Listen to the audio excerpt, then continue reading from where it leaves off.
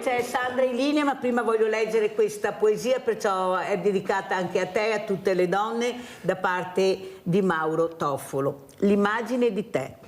Ovunque guardo, vedo il tuo sguardo, l'immagine di te che sento dentro me.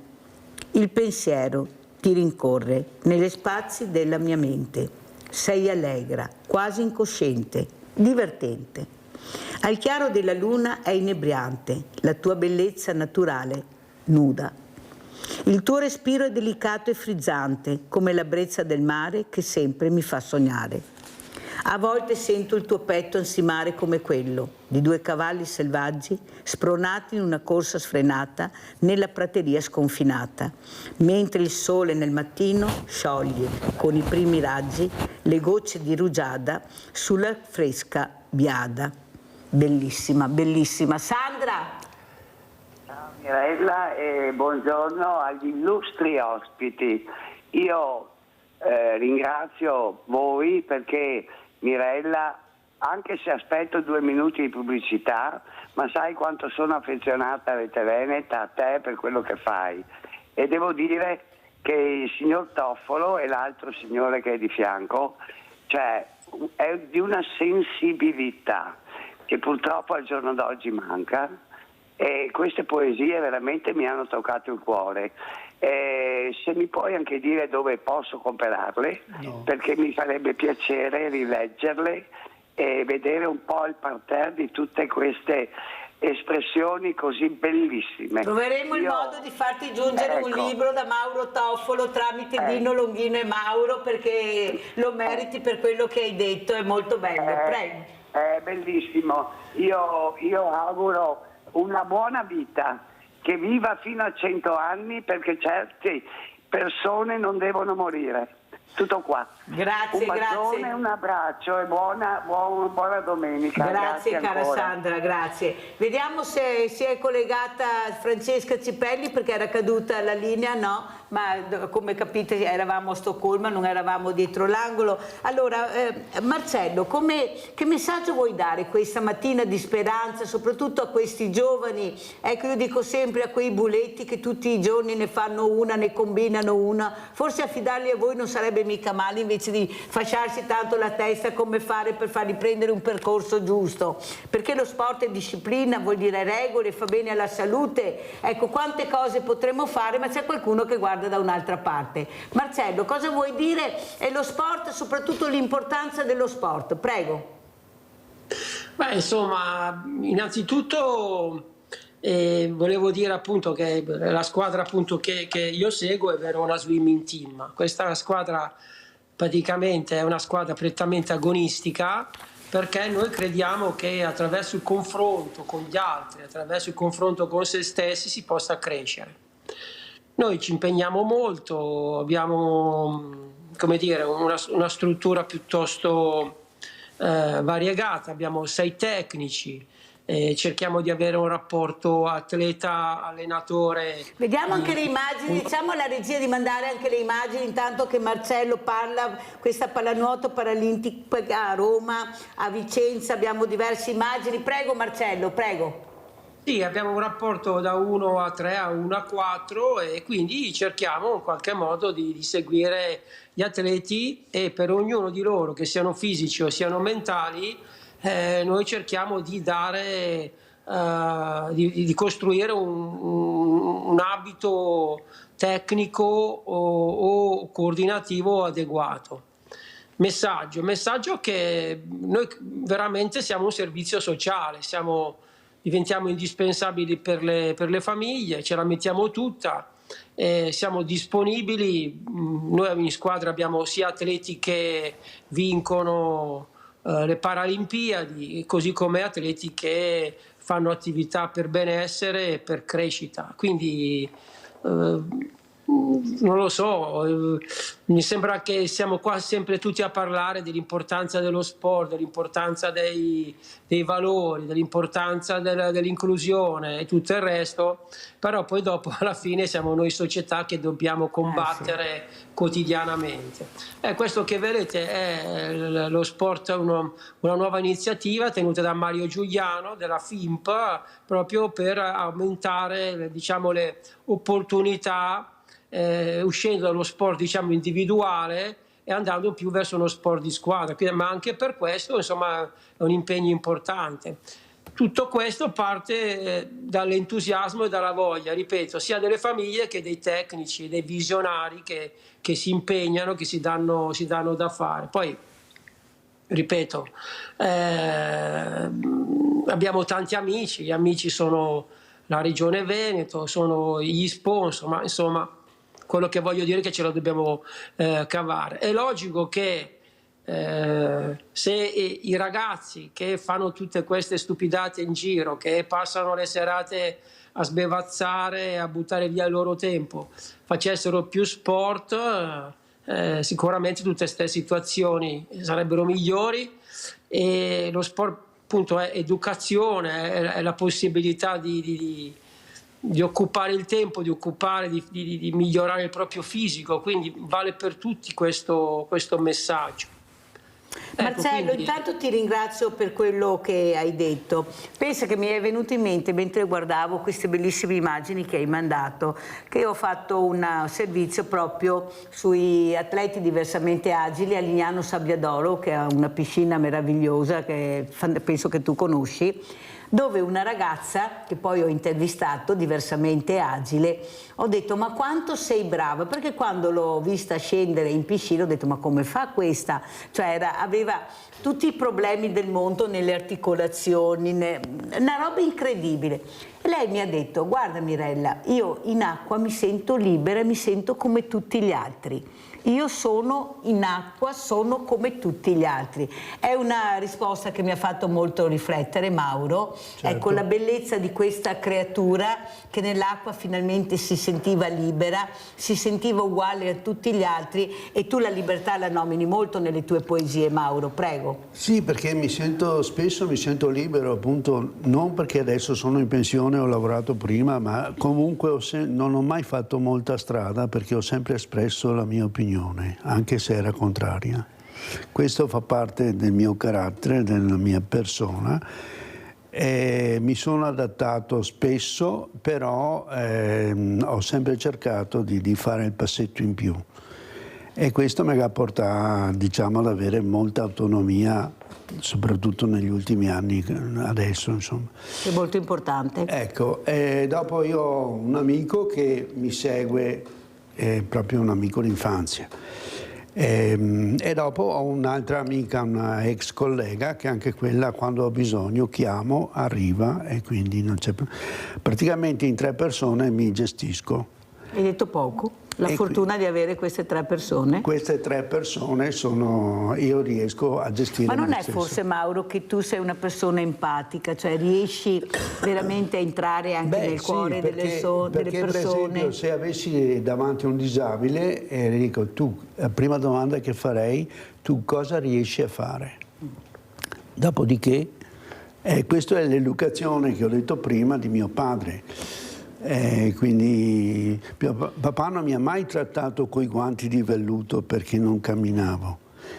Mi ha detto: se riesci a fare questo, dopo di questo io ti aiuto. Non lo fai, resti. Mi ha detto: se non studi, stai a casa. Voleva farti sentire uguale a tutti gli altri. Poco. A scuola ho studiato. Dicevano sempre la solita frase: suo figlio non si impegna, potrebbe fare molto di più. E quindi, per scherzi, robe varie, anch'io ho fatto non bullismo, ma lo scherzo per divertirmi. Che è un'altra cosa. Ecco, e ho coinvolto amici, le persone che mi erano attorno, i ragazzetti della mia età, insomma.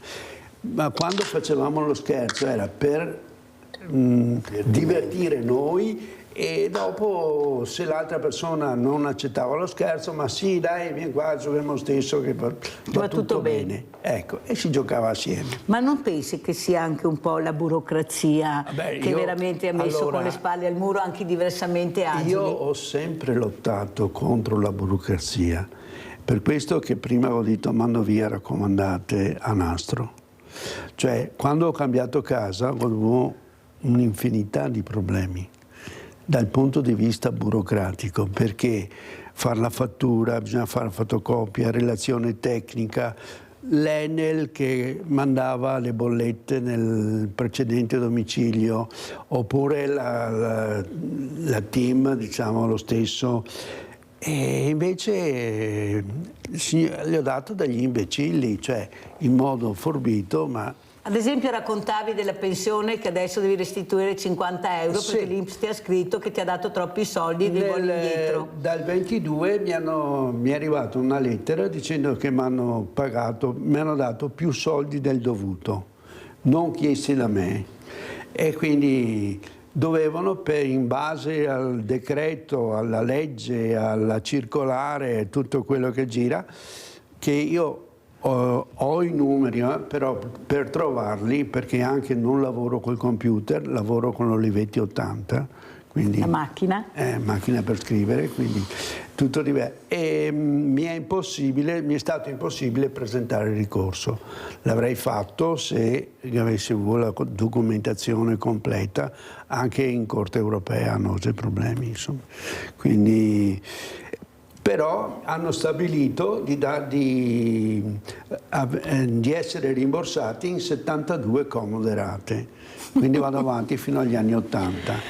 E mi hanno chiesto subito 1.740 euro. E subito? Sì, quelli ho dovuto pagarli subito, perché tanto se non li pagavo me li prendevano dalla pensione, quindi... È un automatico? Sì, in automatico. Io non è che contesti l'errore, perché tutti sbagliano, tutto è possibile che ci sia l'errore, però è il modo in cui mi hanno comunicato che prima mi hanno cominciato a prendere i soldi e dopo è arrivata le 2 raccomandate con appunto scritto la circolare.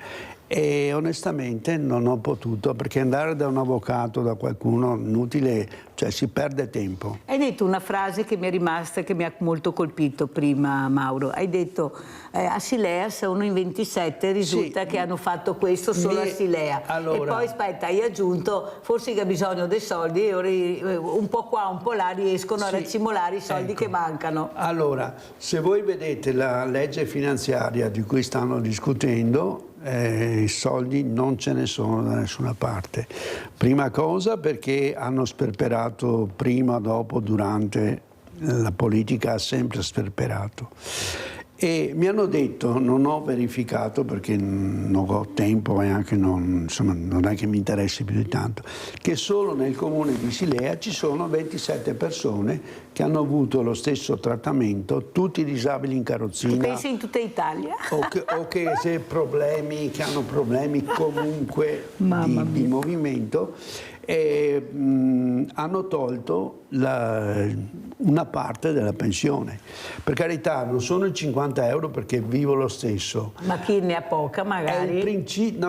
Io quello che contesto è il principio, cioè c'è l'errore, mi mandi una specifica con scritto da quando, come, perché, e dopodiché mi dici come puoi restituire.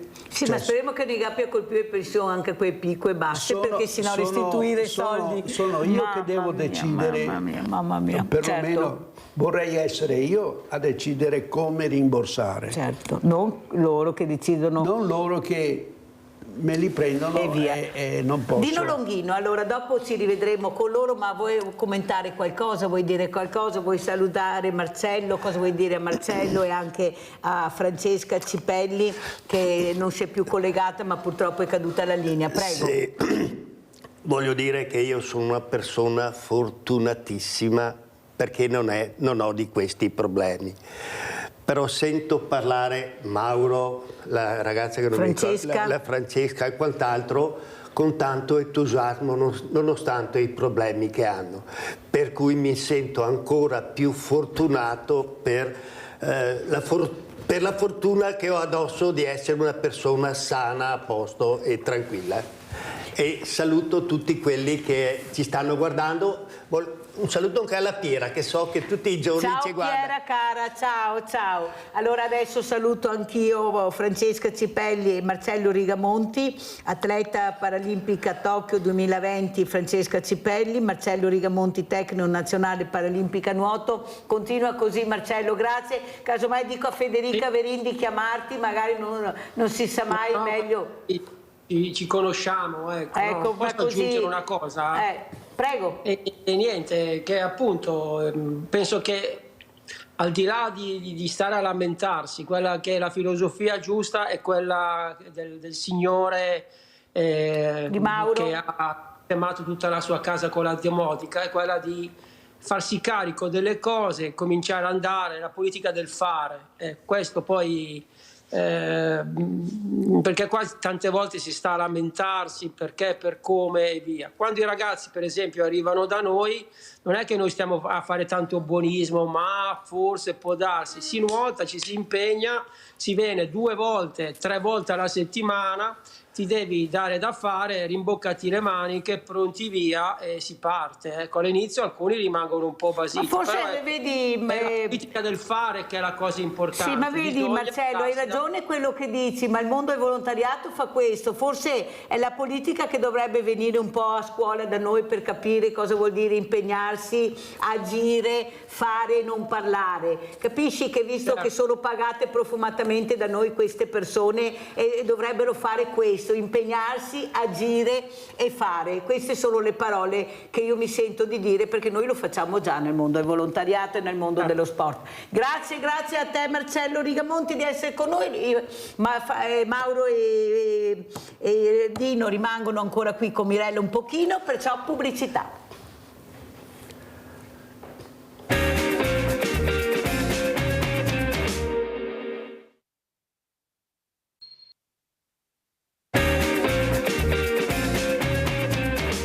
Mauro Toffolo, gentilissima signora Presidente del Consiglio dei Ministri, naturalmente Giorgia Meloni. Attenzione, gentile signora Presidente, una riforma costituzionale è molto pericolosa. Ricordi il tentativo disastrosamente negativo di un suo predecessore, Matteo Renzi, sconfitto dal referendum con molto fragore. Dall'elettorato è stato castigato. Il consenso popolare è precipitato dal 40% al 4%. È inutile qualsiasi giustificato commento. L'elezione diretta del capo dello Stato ci condurrebbe ad un presidenzialismo debole, perché l'inquilino del Quirinale nel suo operato sarebbe continuamente e politicamente condizionato o ricattato dal Primo Ministro e dal Consiglio dei Ministri. Mauro Toffolo, perché questo libro? Quando hai deciso di scriverlo e di mandarlo alla Presidente del Consiglio, Giorgia Meloni? Io scrivo da parecchio tempo di politica in questa forma. Il libro è nato dopo una cena con gli amici, una cena diciamo un po' goliardica, come è il mio costume, e praticamente mi hanno obbligato a pubblicare il libro. Ho fatto fatica a trovare la tipografia per stamparlo, perché il discorso politico non è che sto chiedendo un mutuo, sto facendo, non mi conviene. Dopo ho chiesto dove pubblicano il giornale dei poeti e mi ha dato il nome della tipografia che ha stampato il libro. La signora mi ha semplicemente detto: guardi, faccia vedere. Sì, ma è arrivato questo libro alla Presidente? Sì, l'ho spedito 20 giorni fa. Quindi aspettiamo la risposta allora. Può darsi. Berlusconi l'altra volta l'ho mandato, non mi ha risposto, però il Quirinale sì. Il Quirinale ti ha risposto, perché hai mandato un libro anche là? La segreteria del Quirinale ha risposto. Avete capito?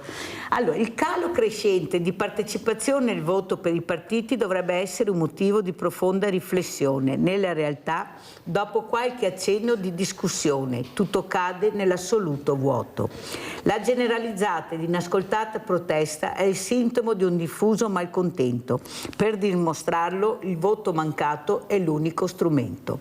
Ad ogni elezione politica è sempre più accentuata la frammentazione partitica ed è maggiormente evidente il disarmante livello culturale dei nominati, eletti ai quali mancano il senso e la cognizione del concetto dell'organizzazione statale. Dino Longhino, cosa vuoi dire? Ecco, cosa senti tu da questi diversamente giovani quando si ritrovano al tuo circolo? Di cosa parlano? Di cosa hanno bisogno? Cos'è la mancanza che senti? La solitudine, i soldi, l'aiuto? Cosa senti, Dino? Ma la maggior parte di quelli che vengono a frequentare il circo, i nostri anziani, secondo me, quello che percepisco io non è in quanto la mancanza di soldi, ma in quanto la solitudine che hanno nel rimanere chiusi in casa. Hanno bisogno anche loro di dei momenti di socializzazione, e il centro anziani, la partita a carte, la partita di chiacchiere, le lamentele sulla politica, cioè socializzare poi alla fine è quello che li fa trascorrere 4 ore il pomeriggio in compagnia e vanno a casa contenti. Ecco, magari bevono anche un bicchiere di vino assieme e giocano a carte e socializzano e vanno a casa contenti. Questi momenti per gli anziani sono molto importanti, secondo me. Allora, prima di lasciare questi 2 graditi ospiti, vorrei fare un appello a questi diversamente giovani di non aprire le porte, di non fidarsi di nessuno. Ecco, non aprite le porte a nessuno se non li conoscete, non siate così superficiali o voglia di incontrare qualcuno, perché poi succede questo. Andiamo a vedere Truffa, Oro, Mogliano.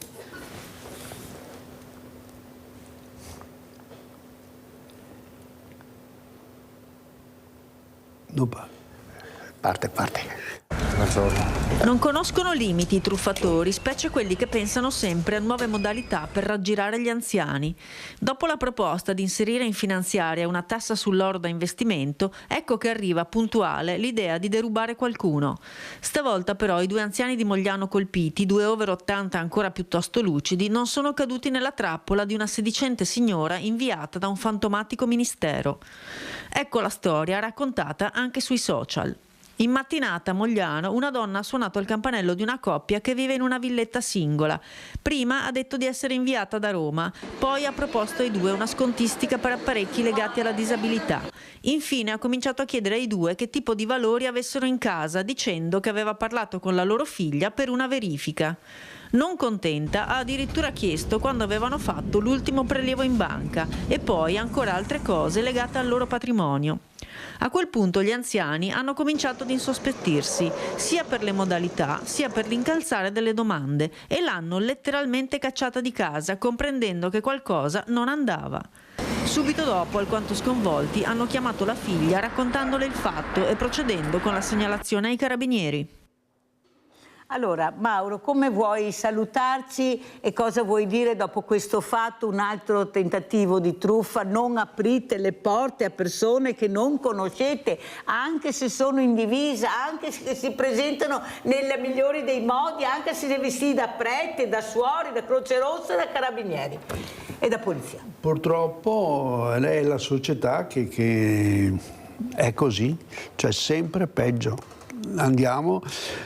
Cioè, una volta c'era il rispetto della persona, l'anziano veniva rispettato, le famiglie esistevano, adesso la famiglia non esiste più. Dove vivo io ci sono persone che vivono in 2, in 1, quindi non è che io faccia un'eccezione, sono nella norma, diciamo. Ecco, io faccio l'eccezione semplicemente perché ho la casa domotica, ma non perché vivo da solo. Questo è il punto. Grazie a Mauro Toffolo, questo scrittore poeta. Lui dice non solo né scrittore né poeta, invece per Mirella è un grande poeta e un grande scrittore. Dino Longhino, come ci saluti? Ti saluto come al solito, innanzitutto ringraziandoti dell'opportunità che ci dai a me come centro anziani, ma anche alla gente come Mauro che ha bisogno di molto conforto, perché anche 2 parole di conforto sono molto importanti per persone come Certo. Mauro. Questo E sì. una persona che noi conosciamo, Davide, lo salutiamo, Dino, e magari Mamma facciamo mia, incontrare Davide, anche Dino con la domotica. Scusami se mi sono dimenticato di te. Ciao Davide, ti ho promesso che un giorno vengo a trovarti al ristorante dove tu lavori. Ciao caro Vedrai che arrivo. Davide. Ciao Davide. Ciao a Piera e a tutti i diversamente giovani di questo centro diversamente giovani di Silea. Ecco, ci vediamo presto. Grazie ancora a Mauro Toffolo, Dino Longhino, pubblicità. Ciao ciao.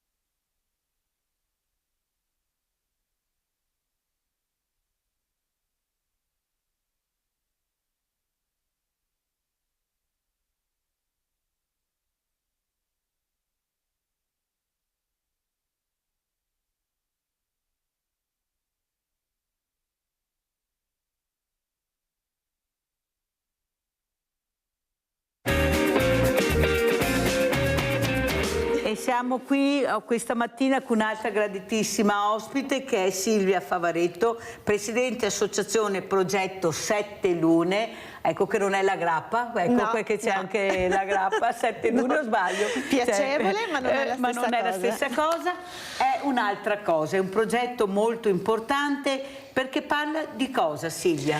Allora, noi ci occupiamo di diffondere la cultura ispanoamericana contemporanea qui in Italia attraverso eventi d'arte, quindi inauguriamo mostre, presentiamo libri. È appena stato da noi l'altro ieri uno scrittore messicano, Fernando Elizondo Garza, che ha presentato il suo libro che io ho tradotto dallo spagnolo e in un'edizione che è anche del progetto 7 Lune insieme a Morgana Ediciones in Messico e Papeles de la Mancuspia. E abbiamo presentato anche delle bambole d'arte di un'artista sempre messicana. Noi comunque lavoriamo cercando di promuovere quello che si produce attualmente nella contemporaneità in America Latina per portare un po' di bellezza, perché il mondo ha decisamente bisogno di bellezza. E soprattutto di colore, cosa dici? E di molto colore. Noi facciamo anche dei corsi di tessitura ispanoamericana, quindi ad esempio gli Ojos de Dios della zona di Wirikuta, piuttosto che sempre ricamo boliviano, ad esempio, che sono cose non tanto conosciute, ma ci teniamo molto a far utilizzare anche le mani come fanno nei popoli originari. E facciamo anche corso, ad esempio, di canto espressivo, piuttosto che di teatro ispanoamericano con il regista cubano José Manuel Díaz Luzardo. Insomma, abbiamo una serie di collaboratori ispanoamericani come la coreografa Jennifer Cabrera e cerchiamo appunto di portare un po', come dicevamo, di colore, di luce, di speranza in questi tempi che a volte sono un po' bui. Allora, quello che volevo capire quando nasce questo progetto e perché ti ha intrigato così tanto, ecco, questo popolo, questa nazione, ecco, questo modo di vivere molto allegro, molto colorato, molto vivace anche, ma anche pericoloso a volte. Prego. Sì, allora l'America Latina è un territorio vastissimo e io ho una parte della mia famiglia in Argentina e in Colombia, quindi ho il privilegio di conoscerlo da vicino. Come tutte le persone che hanno 2 luoghi d'origine mi sento benedetta da questa cosa perché posso conoscerli in profondità entrambi e trovare dei punti di contatto anche tra i vari popoli. E io sono andata in America Latina molto giovane, in un periodo particolarmente oscuro della mia vita, e mi sono sentita rinata, accolta, circondata di amore, e questo io l'ho sentito come poi un qualcosa da restituire. Quindi l'associazione nasce 11 anni fa come un mio desiderio, insieme a dei collaboratori che mi hanno aiutato, di ridare all'America Latina tutto quello di importante che mi aveva dato.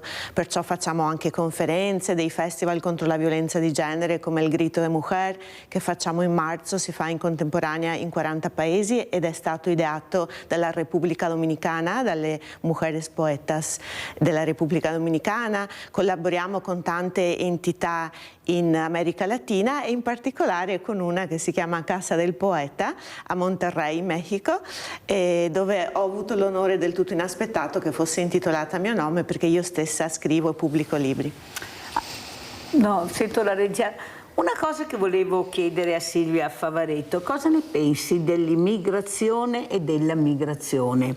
Così criticata, così contestata, ecco, così poco accolta, eppure noi siamo stati un popolo emigrante, un popolo... Come vedi tu questa situazione?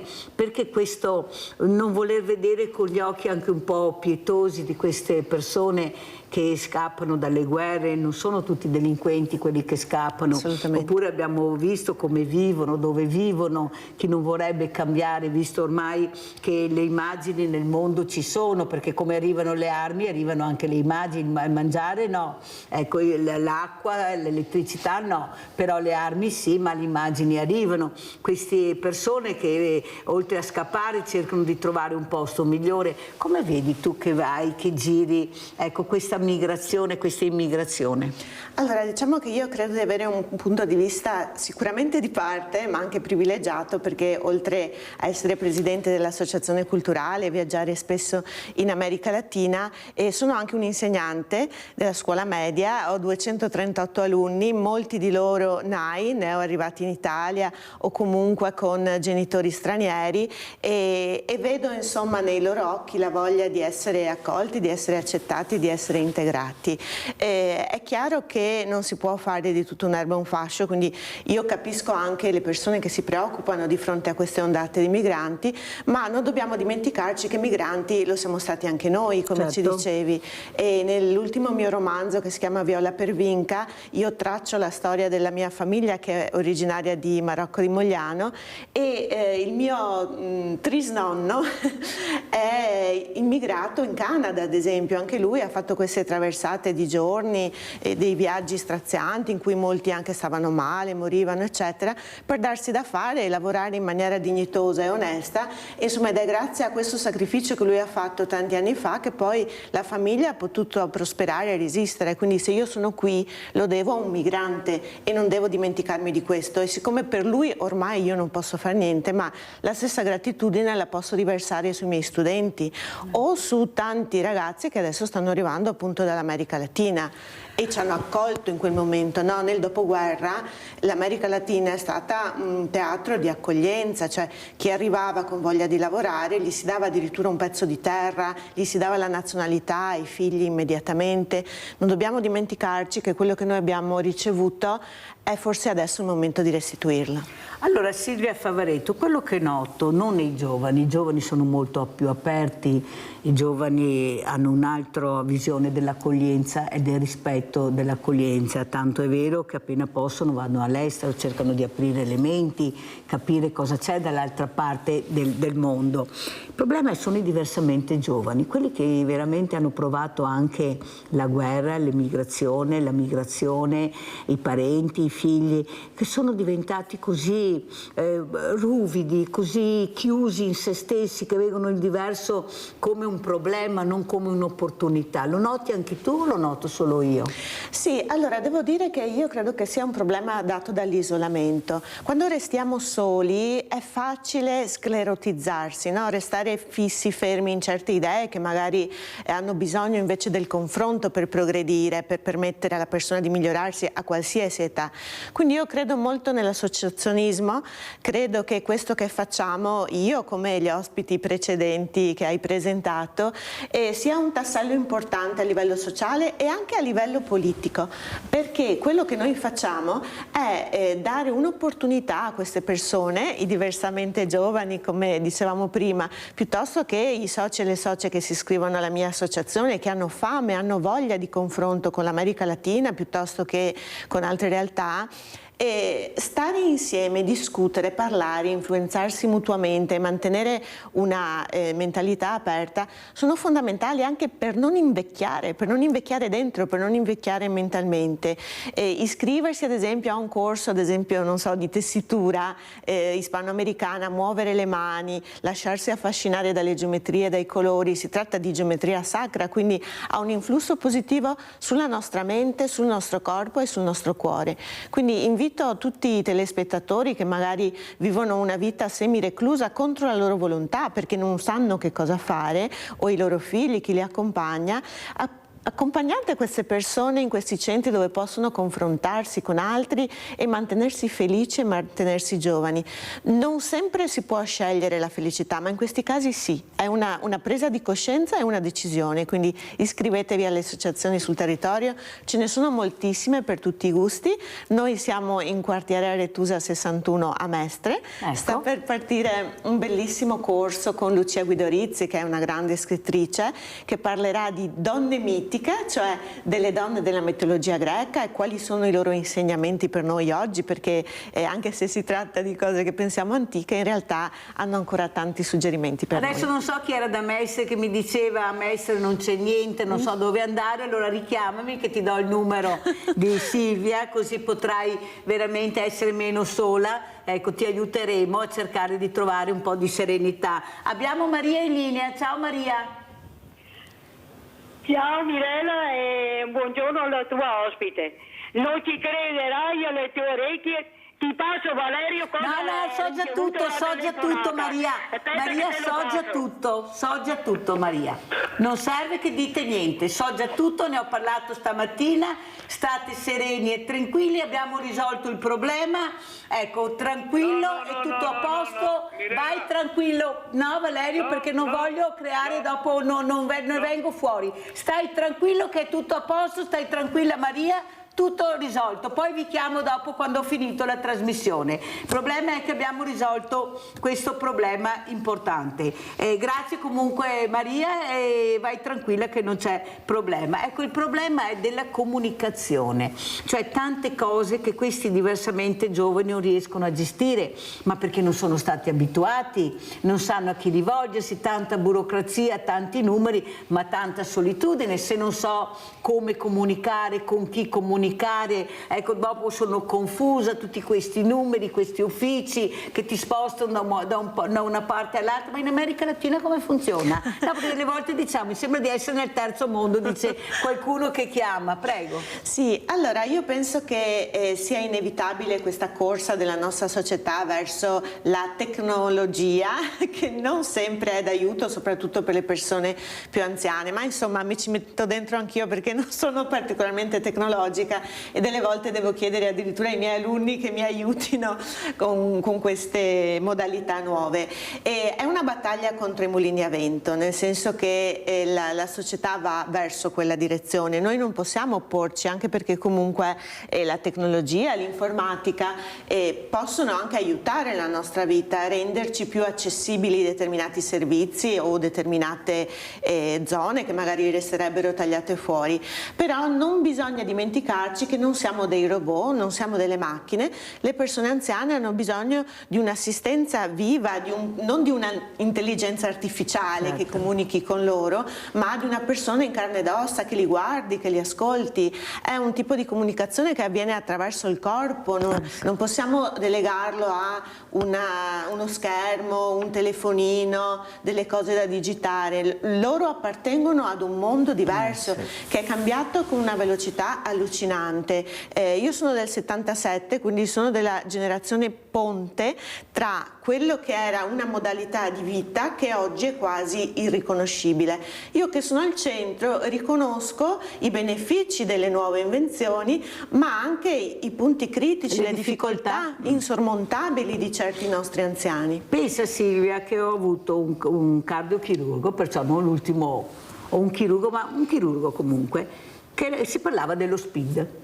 Ha detto: guardi Mirella, che anch'io ho fatto fatica, non riuscivo, non è mica così semplice. Ecco, volete capire che forse, come dice Silvia, avete corso troppo, qualcuno ha corso troppo rispetto all'insegnamento, alla cultura che abbiamo dato, perché quando io cito l'Australia, questi diversamente giovani, come li chiamo io, adoperano l'iPad, tutti questi strumenti, perché li hanno abituati, li hanno insegnato. Noi invece dalla sera alla mattina abbiamo tolto il denaro e gli abbiamo dato la carta di credito, mentre per loro era importante, perché si recavano nell'ufficio, parlavano, sapevano cos'era il denaro. Cioè all'improvviso tu non puoi cambiare le regole che fino all'altro giorno hai dato, perché anche mentalmente non è così semplice. C'è chi è portato, più tecnologico, ma anche quello che non è portato. Ecco, perché questo correre troppo su cose che poi qualcuno sta facendo dei passi indietro, ma servono veramente o serve qualcos'altro? Prego. Allora, è un po' un problema generale della nostra società, questo affanno, questo correre continuamente, quel non riuscire neanche a godersi le parti belle della vita, no? Siamo stressati, siamo depressi, siamo con gli attacchi di panico, con le forme d'ansia, perché poi il corpo subisce questo modus vivendi che non è adatto all'essere umano. Siamo, come eravamo in origine, degli animali che hanno bisogno del tepore di una tana, che hanno bisogno di costruire il proprio branco, di fidarsi, di andare insieme, di costruire. Ecco, stiamo lasciando sempre di più la nostra parte più naturale, più collegata all'elemento selvaggio che c'è in noi, ce ne stiamo dimenticando e ci fossilizziamo invece in una mancanza di rete, in un isolamento, in una paura, in una incomprensione anche di noi stessi, e da questo l'abuso di farmaci, eccetera, eccetera. È un po' una riflessione generale che dovremmo fare su quelli che sono i valori della nostra vita, quello che noi desideriamo, quello che ci dà felicità, e perseguire quello, non i doveri frenetici che ci portano a ritrovarci alla fine della nostra vita chiedendoci: ma che cosa ho fatto del tempo che mi era stato dato a disposizione? L'ho usato per la bellezza, per la generosità, per sentirmi vicino agli altri? Perché sono quelle poi le cose che invece alla fine dei nostri giorni ci fanno sentire che abbiamo vissuto una vita degna. E allora andiamo a vedere proprio cosa ho fatto io per rendermi utile questo salvataggio di questo anziano. Andiamo a Padova e poi lo commentiamo con Silvia Favaretto. Bello. Non mi sento un eroe, sono una persona qualunque che passava per caso, ho visto una persona in difficoltà e ho ritenuto prioritario salvarla, tutto qua. La prima cosa che mi viene in mente è: bene per il signor Giuseppe, è importante che lui sia salvo, e poi chiaramente che sia andato bene per tutti quanti. Non mi sento un eroe, a dirti la verità, mi sento una persona normale e così vorrei che fanno tutti. Non ho pensato due volte, ho visto una persona che stava morendo là, ci siamo buttati subito, non c'era niente da pensare. Una questione di attimi, l'auto con Giuseppe, un anziano di 85 anni che affonda nel canale Battaglia, loro che di fatto insieme, senza essersi mai visti prima, si lanciano in acqua.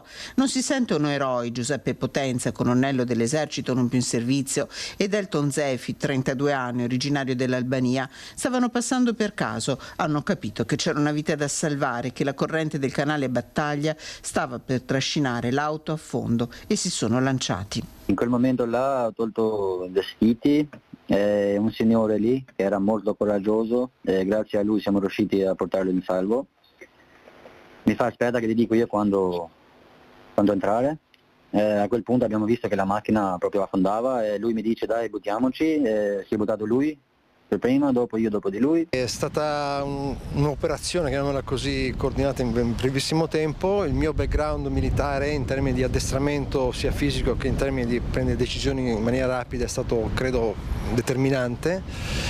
Però sono attimi in cui non hai tempo di pensare cosa mi succede, cosa potrebbe succedermi. Vedi una persona in difficoltà, in una situazione del genere, poi i secondi sono veramente pochissimi, l'acqua era gelida, stava sprofondando la macchina e quindi mi sono tuffato e il ragazzo albanese mi ha seguito subito dopo e insieme siamo riusciti a tirare fuori il signor Giuseppe. Una volta a riva entrambi hanno iniziato a respirare, a sentire freddo, ma il cuore era leggero e soprattutto l'anziano stava bene, non aveva mai perso conoscenza, è stato visitato e già dimesso dall'ospedale. In serata la telefonata a Elton e Giuseppe, i suoi 2 angeli. La vita va avanti, ma il gesto di un attimo sperano possa servire. Io spero che questo mio gesto, con quello aiutato da Anton, serva a dimostrare qualcosa a qualcuno. Bellissimo questo gesto, ne parlerò con Silvia Favaretto. Certo che questo diversamente giovane, una roccia, diciamo all'acqua fredda. Colonnello dice noi siamo anche preparati, abbiamo avuto appunto sì, facendo questo lavoro siamo anche fisicamente molto preparati, ma questo diversamente giovane, altro che una roccia con l'acqua gelata, e soprattutto nel momento del bisogno non c'è colore, non c'è nazionalità. Ma ho sentito l'albanese e l'italiano che si tuffano perché c'è il problema di salvare qualcuno. Ecco, cos'è l'aiuto nel 2025, Silvia Favaretto? E noi vediamo tutti lontani, ma poi vediamo queste realtà e non è la prima volta, il rumeno, il cinese che aiutano anche gli altri. Ecco, bisognerebbe iniziare a parlare di persone più di parlare da che paese vieni, chi sei, perché noi dobbiamo mettere sempre le etichette. Prego.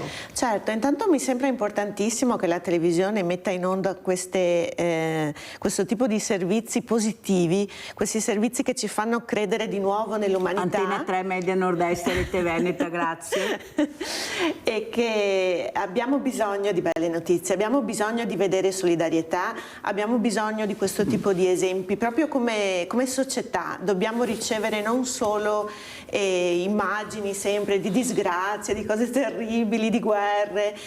La nostra speranza per alimentarsi ha bisogno di servizi come questo che Antena 3 ha appena mandato in onda.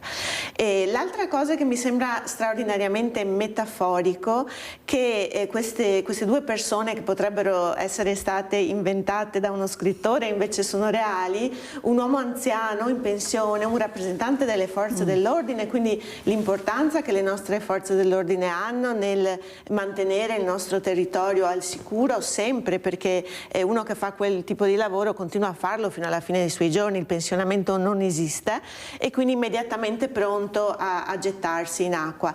E dall'altra il giovane, un giovane che è proveniente dall'esterno ma che sta parlando in italiano, che è qui per lavorare, per darsi da fare, che è l'immagine di una nuova società che si sta creando, che è una società mista, una società dove conviviamo, e che lui per primo, pure insieme all'anziano gendarme, si spoglia, entra nell'acqua gelida per aiutare uno di qua.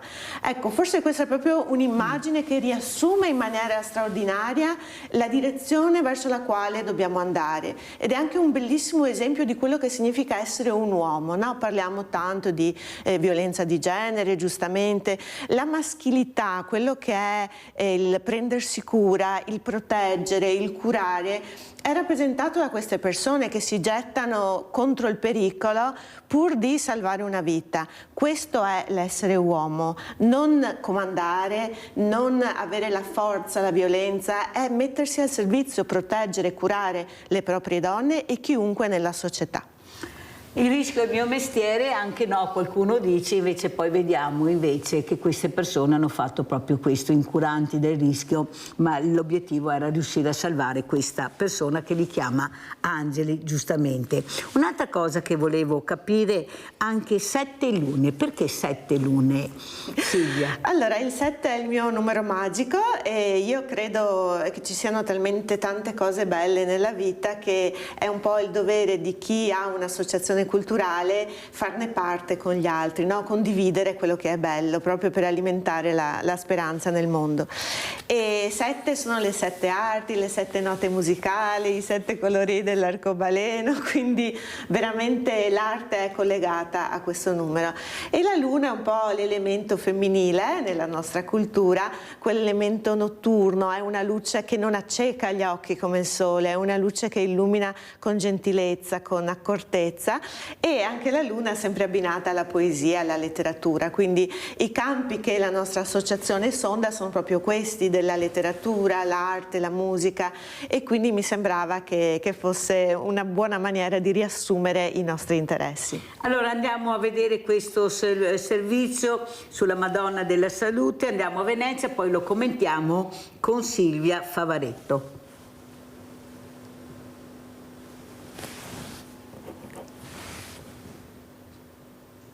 Voglio ricordare una persona che è privata della libertà da più di un anno, Alberto Trentini.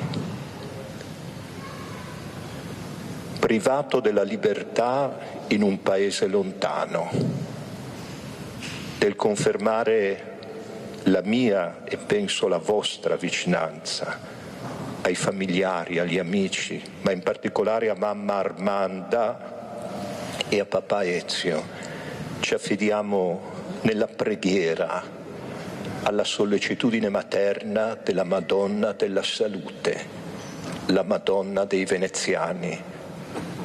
Prenda cura di questo veneziano che vogliamo presto ritorni in mezzo a noi. In una festa della Madonna della Salute sferzata da un vento gelido e dalla pioggia, ma con la città salvata dall'acqua alta grazie al sollevamento del Mose, nella messa pontificale, cuore della festa, il patriarca di Venezia, Monsignor Francesco Moraglia, ha rivolto un pensiero al cooperatore veneziano da oltre un anno prigioniero in Venezuela, esprimendo vicinanza ai genitori di Alberto Trentini, citandoli per nome. Il patriarca, all'inizio dell'omelia, ha ricordato anche il sindaco Brugnaro, assente per il lutto della comparsa della mamma e rappresentato in Basilica dall'assessore Venturini, con le maggiori autorità cittadine, civili e militari. Un altro passaggio chiave della riflessione di Monsignor Moraglia, donata alla città, è stata sull'importanza delle relazioni umane. Quello che spesso manca ai discepoli, al modo di relazionarsi alle persone, alle situazioni, ai beni, è la mancanza di libertà, è il non appartenere abbastanza al Signore. Ma qual è il motivo? Perché siamo così fragili? La mancanza di umiltà, la sola che oltre a indicarci la verità ci consegna e ci fa spazio nel nostro cuore a Dio. Molto belle, molto toccanti queste parole del patriarca che abbiamo sentito, ma soprattutto l'importanza di riflettere. Colgo l'occasione per fare anche le condoglianze al sindaco Brugnaro che ha perso la mamma. Ecco, profonde condoglianze, perché la perdita della mamma è una perdita molto grave, molto grande, indipendentemente dell'età. La mamma è la mamma. Detto questo, volevo capire, Silvia Favaretto, cos'è soprattutto la preghiera nel mondo latino, la fede. Ecco, che vediamo anche, nonostante il tempo che era inclemente ieri, tanti fedeli. Cos'è la fede nell'America Latina? Allora, a questo riguardo vorrei dire due cose. Ti ringrazio per la domanda, perché insomma non è così consueta, invece è una tematica importante. Una cosa che noi abbiamo perso, credo, tra le tante nella contemporaneità, è la necessità del rito, della ritualità, del fare assieme in comunità un gesto di tipo simbolico.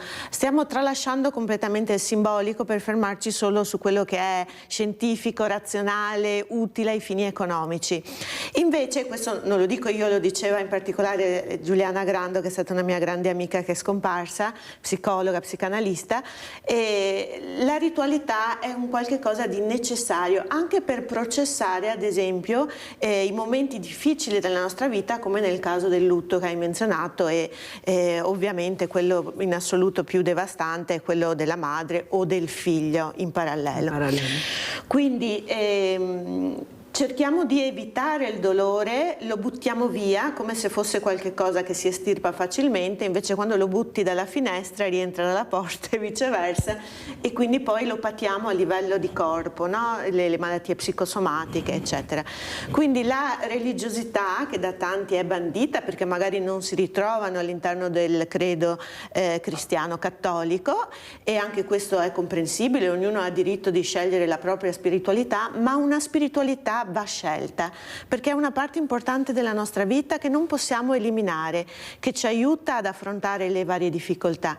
In America Latina c'è una religiosità molto forte, e in particolare il culto verso la Virgen Dolorosa, la Vergine con le spade che trafiggono il cuore, piuttosto che tante altre anche vergini nere, no? Di colore nere, che il popolo, ad esempio in Perù, identifica con le donne dei popoli originari, o figure come la Pachamama, quindi la madre terra, la montagna, che ha la posa proprio della Madonna che con la sua veste accoglie i pellegrini e i fedeli.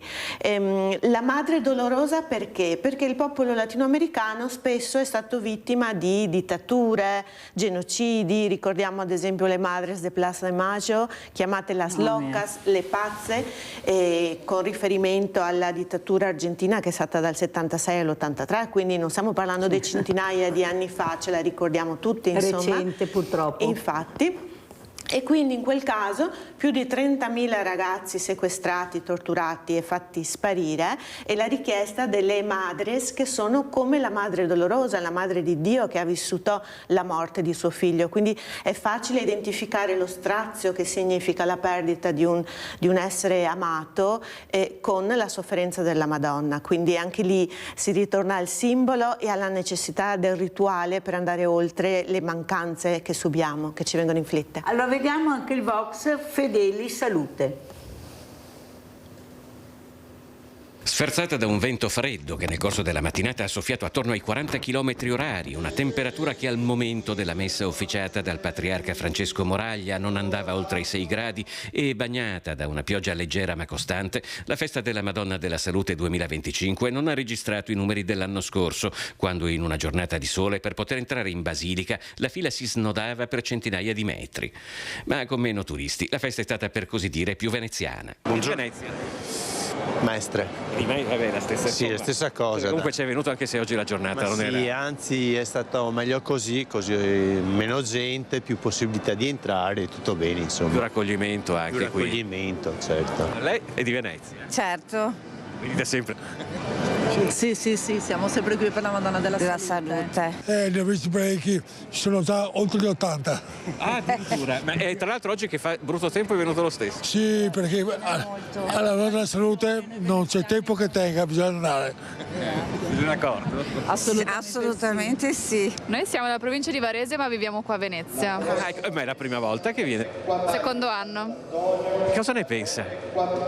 Allora, è una bella esperienza, cioè un bel, diciamo, pellegrinaggio, anche come l'atmosfera, molto carina, bella. Non ho voluto mancare neanche quest'anno nonostante il tempo sia un po' inclemente. Sì, sono voluta venire anche in compagnia con le mie colleghe.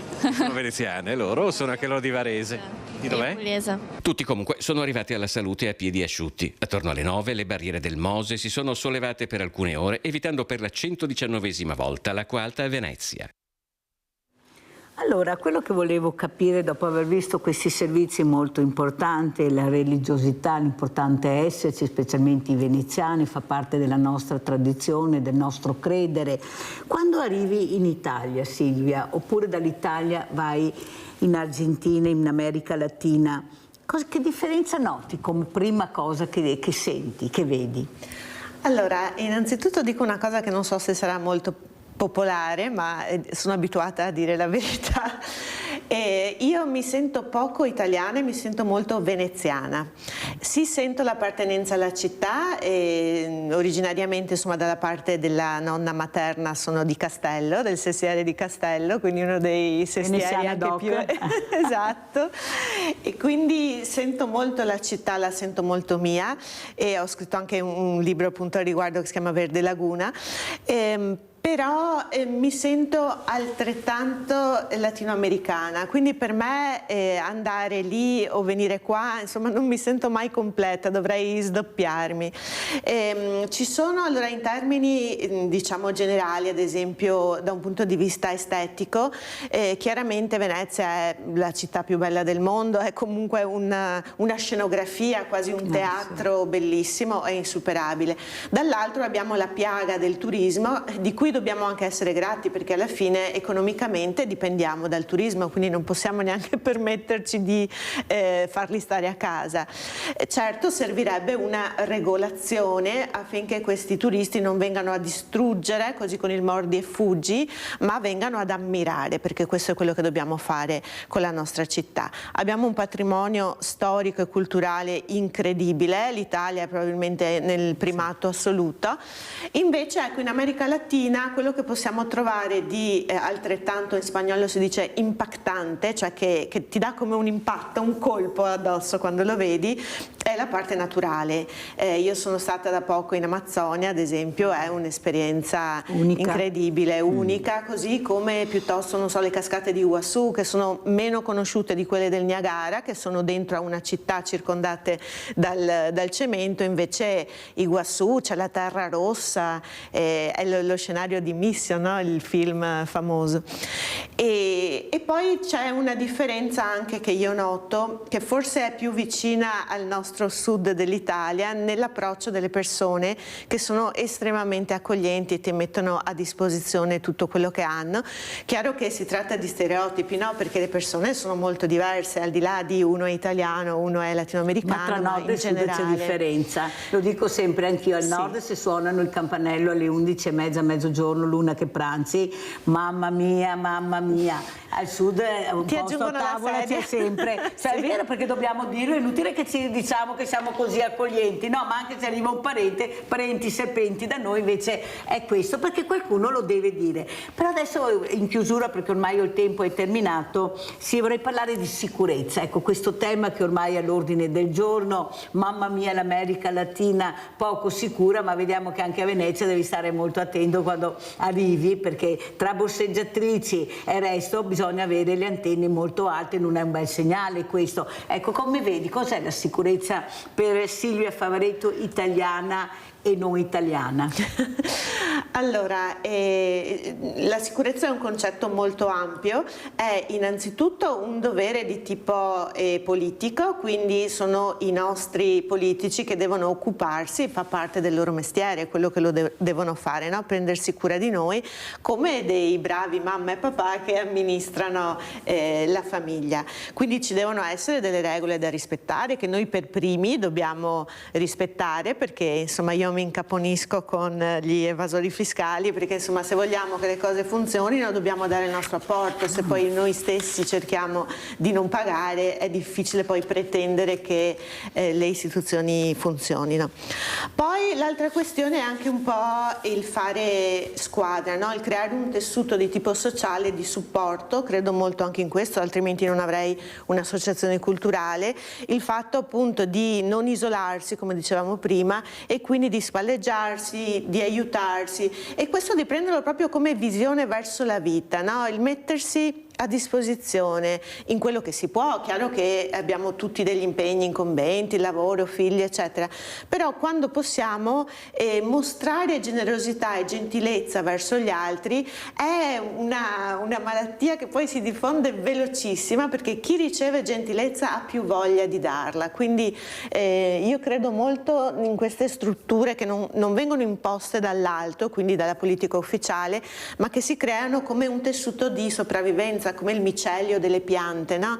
Sappiamo che se un albero viene abbattuto c'è un tessuto dato da un fungo sotterraneo che quindi non è visibile agli occhi, ma la linfa e tutte le sostanze nutritive di appoggio che gli altri alberi che sono intorno, le altre piante possono dargli, gliela danno immediatamente, e così deve essere. Questo è un simbolo un po' di quello che si auspica che diventi la nostra società. Non solo aspettare che siano le istituzioni, senza togliere a loro il dovere di farlo, ma noi stessi organizzarci in piccole associazioni, in gruppi di vicinato, lo fanno i cittadini, certo, ad esempio, ecco. Anche, sempre senza ossessionarci, nel senso che è importante anche avere una certa fiducia nella vita e nel prossimo, perché sennò la paura ci blocca. Non deve essere un terrore che ci blocca, deve essere una sensazione di comunque prendersi cura di noi stessi e degli altri insieme, ma con serenità, perché la paura è proprio quello che di solito ci tarpa le ali.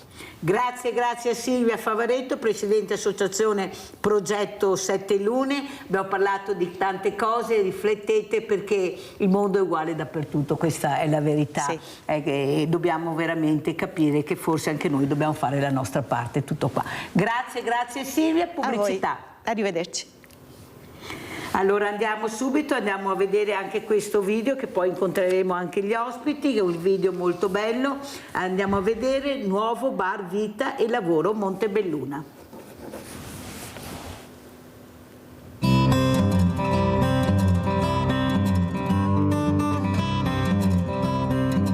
Montebelluna, nella nuova sede del centro diurno della cooperativa Vita e Lavoro, nasce uno spazio nuovo, aperto, accogliente, un piccolo bar che è molto più di un bar.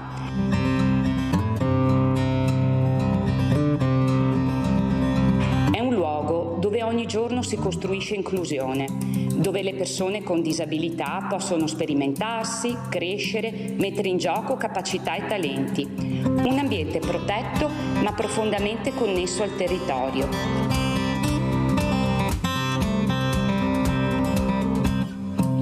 Guidati dagli operatori, i protagonisti si occupano dell'accoglienza, della preparazione del servizio e della vendita dei prodotti realizzati nei nostri laboratori. Piccoli gesti quotidiani che diventano competenze reali. Questo bar diventa così un ponte con il territorio, un'opportunità per incontrarsi, bere un caffè, scoprire le attività della cooperativa.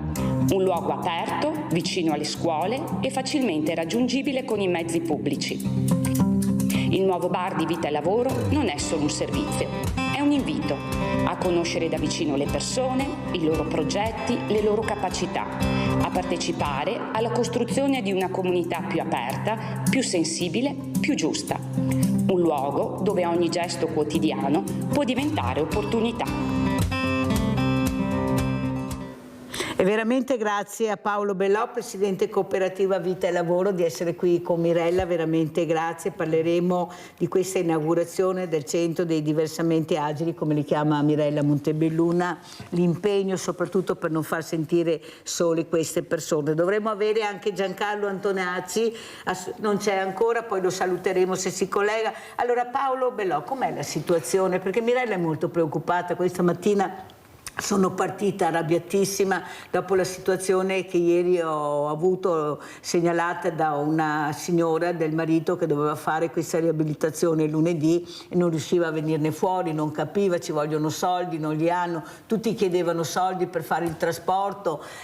Come funziona? E poi invece alla fine col mondo del volontariato sono riuscita a capire che si può andare oltre. Il problema è che se abbiamo i nomi e i cognomi riusciamo ad arrivare ad aiutare, ma se qualcuno non ce li dà, oppure se dicono solo è questione di soldi, non si va da nessuna parte. Ecco, quanto importante è sapere invece a chi rivolgersi, avere dei punti di riferimento, degli obiettivi da arrivare, che è quello che fa il mondo del volontariato. Prego Paolo.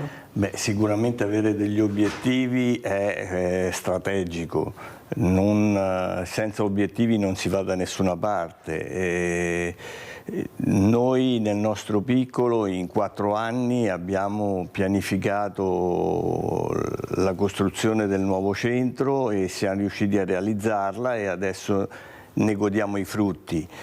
Però chiaramente siamo partiti 4 anni fa con l'impegno di tutti, la collaborazione del personale, la collaborazione della parte dirigenziale anche della cooperativa. È stato un lungo cammino, un lungo sforzo, però alla fine paga, c'è la volontà, l'essere in mezzo anche al volontariato, avere le persone che ci vengono incontro, avere la generosità delle persone che ci aiuta. Pensi che tutto il centro di Montebelluna Nuovo, tutto l'investimento è fatto con i costi della cooperativa.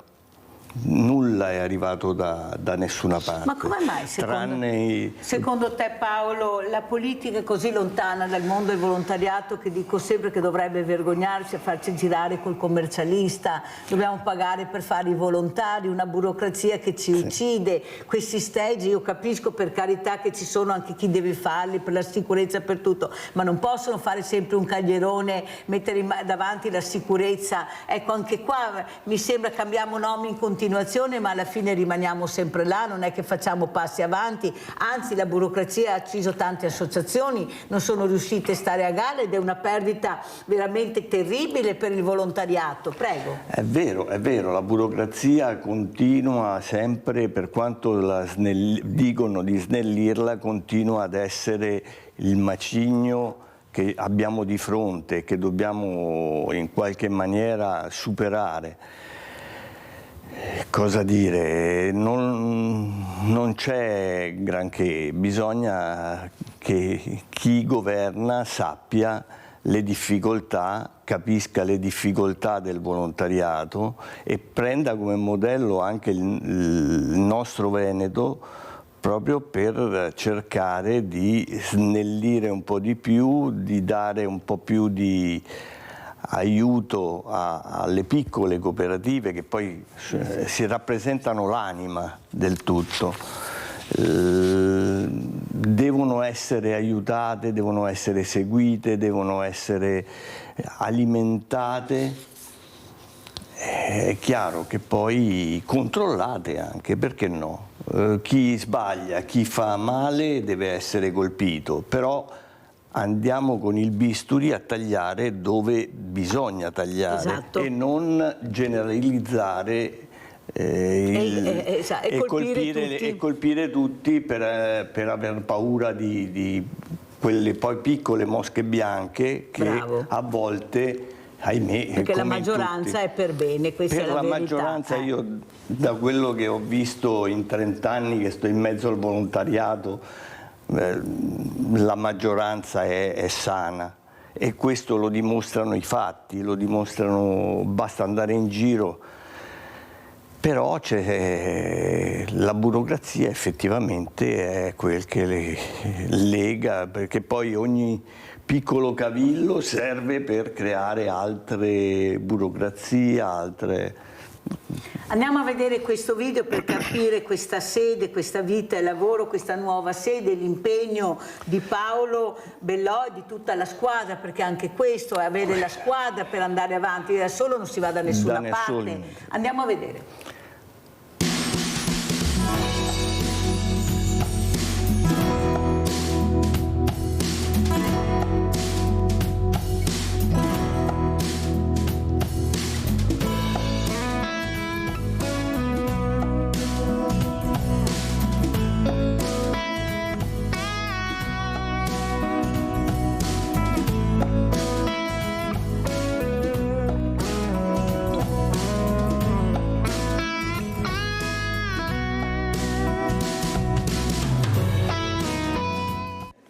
Allora, mi diceva adesso Paolo, intanto che guardavamo questa sede, questa bellissima sede fatta dalla tenacia di questo uomo che ha centrato l'obiettivo, è che io adesso devo pensare a quelli che hanno più di 67 anni. Sì. Ecco, perché non finiamo mai di stupirci dove che il volontario vede già oltre, ecco, ha già visto che si deve muovere anche in altre direzioni. Prego Paolo, e complimenti. Certo, c'è il mondo della disabilità che oltre i 67 anni deve far capo alle case di riposo, che a volte però, nonostante che per carità alzo le mani sulla loro professionalità, non riescono a capire le necessità della disabilità.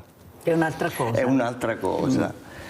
E quindi stiamo pensando a come fare, speriamo anche che nei prossimi periodi, magari con la nuova giunta regionale, ci siano anche dei finanziamenti ad hoc per questo, per andare a colmare uno spazio che è lasciato vago.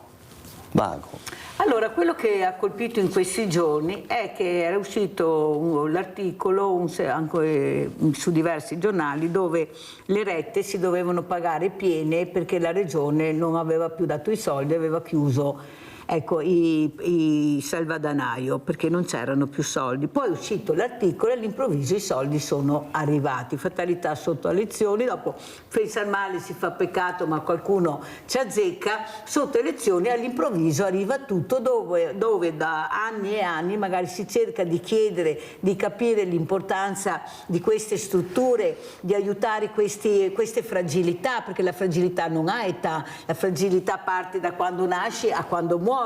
Ecco, ma perché la politica è così lontana? Perché noi abbiamo veramente delle situazioni a dir poco imbarazzanti che non sappiamo dare risposta, nelle strutture non ci sono posti, ma non ci sono neppure strutture perché non dobbiamo mettere tutto assieme, dobbiamo dividere, non puoi mettere, come diceva, ecco, questa meravigliosa moglie, madre, donna, il marito con l'Alzheimer giovane in una residenza per diversamente giovani. Bisogna costruire, ecco, io penso che magari le case di comunità, visto che se ne aprono pochissime, magari cercare di far diventare qualcos'altro, visto che sono soldi spesi e sono là vuote e chiuse, ecco, con tutto quello che c'è da fare e da dare. Prego Paolo. Noi stiamo ad esempio adesso studiando anche a Villafietta, a Possagno, di andare a riutilizzare la villa.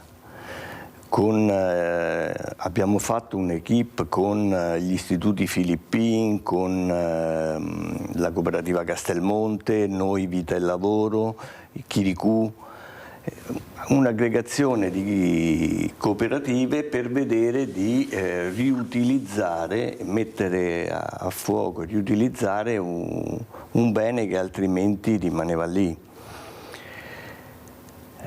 C'è bisogno di diversificare anche le risposte, perché non sempre si trovano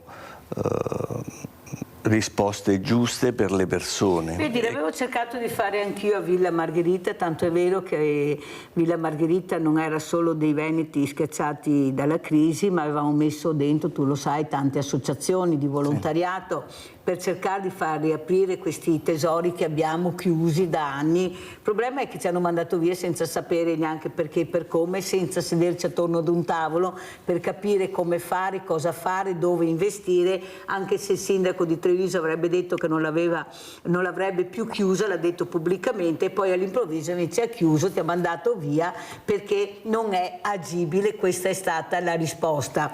Ma bisogna capire cos'è l'agibilità per la politica quando vuole mandarti via. Ecco, trova sempre il pretesto perché quel posto a qualcuno faceva gola e dava fastidio quello che stava nascendo. Tanto è vero che aveva anche detto il sindaco Conte che i fondi del PNRR erano destinati, avrebbe cercato di capire come investire per dare appunto questa possibilità, questa villa bellissima a 2 passi dalla città.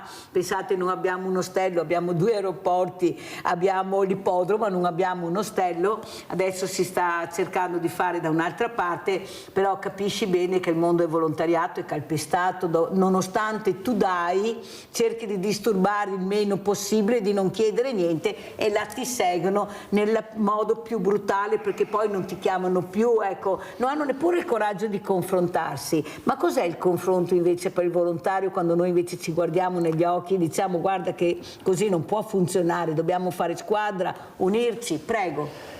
Ma, nel mio caso probabilmente sono un po' più fortunato perché riusciamo a parlare anche tra di cooperative, riusciamo nella parte asolana, c'è molta apertura tra cooperative, ci troviamo a tavoli, cerchiamo di discutere. È chiaro che poi quando parliamo di investimenti, parliamo di cose impegnative, importanti, c'è bisogno di guardarsi negli occhi e capire come, cosa.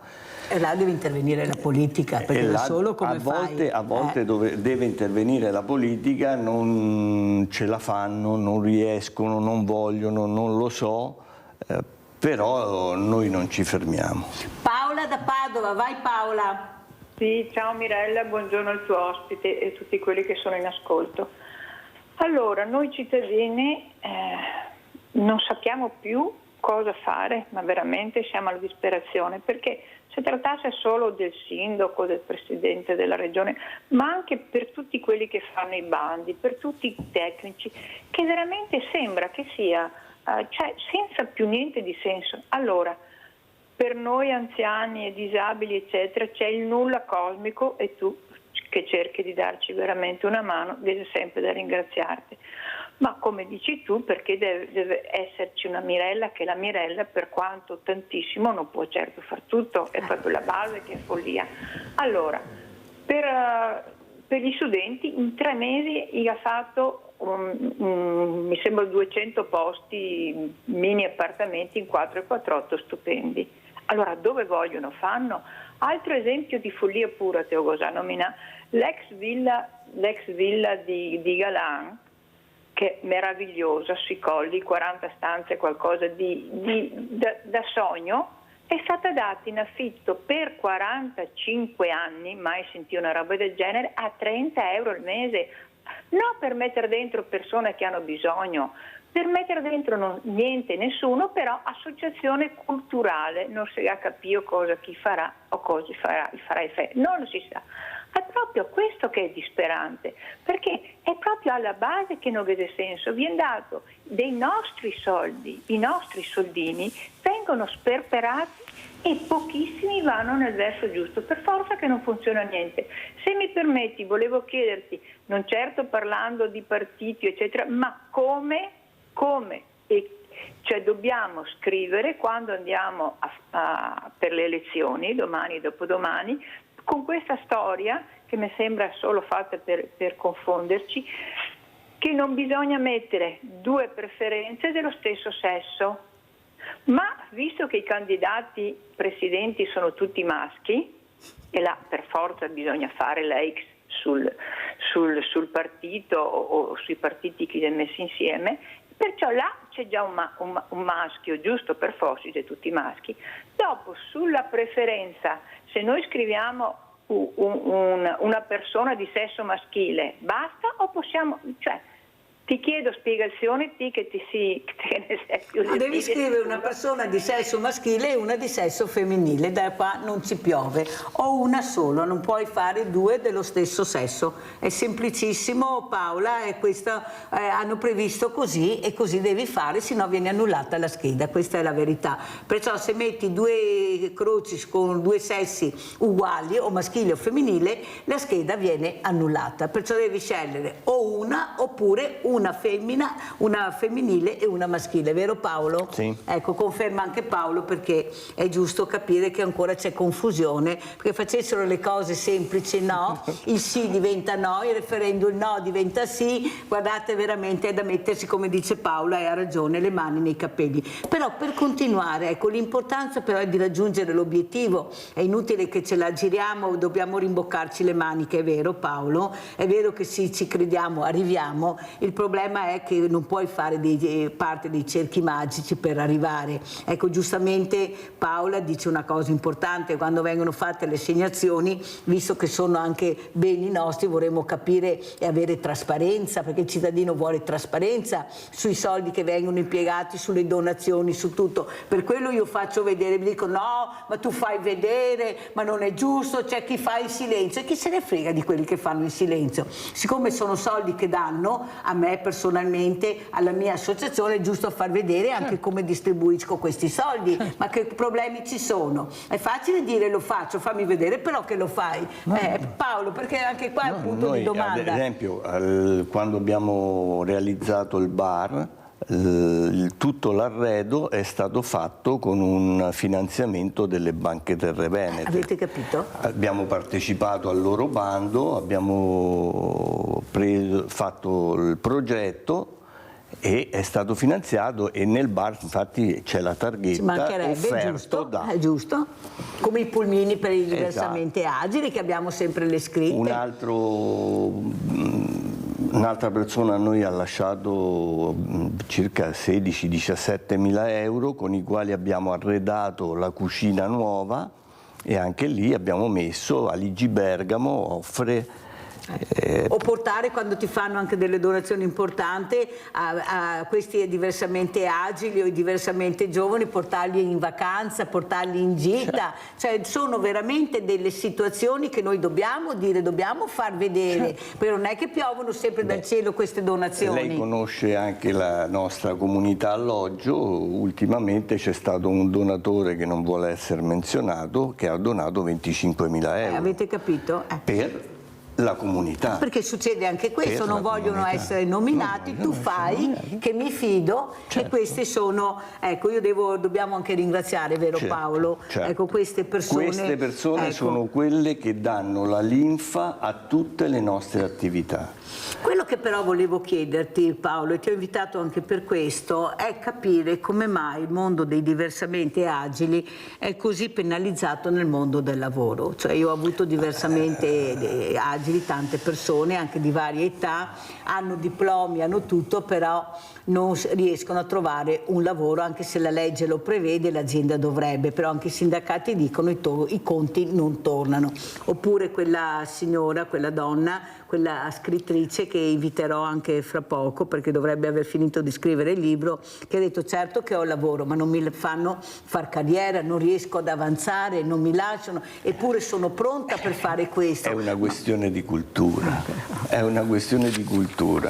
Noi cominciamo adesso fin da ragazzi, andiamo nelle scuole, perché è una questione di cultura. La disabilità deve essere un fattore normale. Allora, se culturalmente diventiamo normali, allora le porte si aprono. Tutti gli sforzi che stiamo facendo noi è proprio quello di aprire le porte perché ci sia la cultura a venire. Se pensiamo a 70-80 anni fa, chi aveva un figlio disabile lo chiudeva dentro casa. Oggi invece deve uscire per entrare nel... Ma perché c'è ancora questo stigma di certe famiglie che ancora, perché noi diciamo quelli che lo fanno, ma pensiamo a quelli che non lo fanno, e guarda che ce ne sono parecchi e che non emerge questo problema, perché loro non possono difendersi, Paolo, sono fragili. Siamo noi che dobbiamo sconfiggere questa cultura di aver paura chissà di cosa, come il normodotato lo faccio vedere, ma questo no perché lo strumentalizzi. No, sei tu che lo strumentalizzi, che non gli fai fare la quotidianità. Ma i peggiori, che mi scusino perché rispetto tutti i genitori dei disabili, rispetto tutti, però a volte i peggiori nemici sono proprio i genitori, perché tendono a proteggerlo, perché tendono a creare una sfera attorno a loro di protezione. E questo non va bene, non va bene per un normodotato, ma non va bene neanche per un disabile, perché il tanto menzionato progetto di vita prevede che loro siano accompagnati sulle loro volontà, sui loro desideri. Come tutti possono cadere, però noi siamo a fianco a loro per cercare di rialzarli e fargli prendere un altro cammino. Paolo, non pensi che sia arrivato anche il momento che, visto che ci sono questi CEOD veramente dove questi ragazzi lavorano, ecco, accompagnati dai loro educatori, ma nel momento che questo ragazzo vedi che è in grado di lavorare, di fare quel tipo di lavoro, tu lo devi assumere. Sì. Tu azienda che sei all'interno del CEOD, che ti fanno questi prodotti, nel momento che questo ragazzo sa fare, tu lo devi assumere, deve lavorare questo ragazzo, accompagnato magari, perché si può, visto che ce li abbiamo, accompagnato ma inserito nel mondo del lavoro, no continuamente che rimanga all'interno di questi centri, oppure di trovare Paolo o Mirella o altri che cercano invece di inserirli nel mondo del lavoro. Prego. No. Allora, finché stanno dentro i CEOD sono didattici i CEO, certo. Quindi qualunque attività viene fatta in forma didattica per imparare. Una volta preparati al mondo del lavoro vengono inizializzati verso tirocini, verso il vero mondo del lavoro. Una volta fatto il tirocinio si passa all'assunzione. Questo è un iter che sia vita e lavoro come ramo B, ma sia anche vita e lavoro verso terzi, fa quotidianamente. È chiaro che è un lavoro difficile perché non tutti possono arrivare, certo. Non tutti, però quelli che arrivano, però li inseriamo sia sotto l'aspetto del lavoro, ma anche sia sotto l'aspetto della vita normale, quotidiana, poter andare ad abitare da soli. Certo. Ma questo cammino, il più delle volte, che deve partire da giovanissimi, è ovattato dal mondo dei genitori. E qui l'appello è grande ai genitori: lasciate lavorare il personale che sta nei centri, perché è altamente specializzato e riesce a tirar fuori dai vostri figli quello che è giusto. Però Paolo, io ho avuto i sindacati tutti e i conti non tornano.